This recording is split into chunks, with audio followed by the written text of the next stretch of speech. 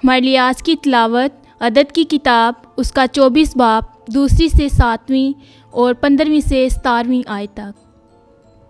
और बलाम ने अपनी आंखें उठाईं और इसराइल को बामुताबिक उनके कबाइल के डेरे लगाए हुए देखा।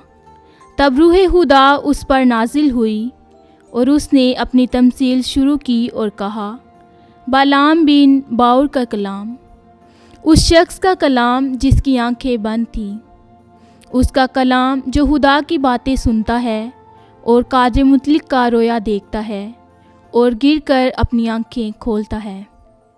क्या ही खूब हैं तेरे खैमे ए याकूब और तेरे डेरे ए इसराइल।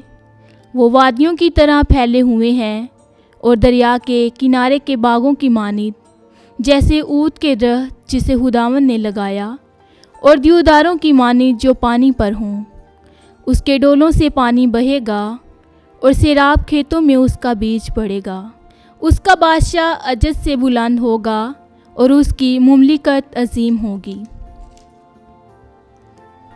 तब उसने अपनी तमसील शुरू की और कहा, बालाम बिन बाउर का कलाम, उस शख्स का कलाम जिसकी आंखें बंद थी, उसका कलाम जो खुदा की बातें सुनता है और हक ताला का इरफान रखता है, जो कादिर मुतलिक का रोया देखता है और गिर कर अपनी आंखें खोलता है।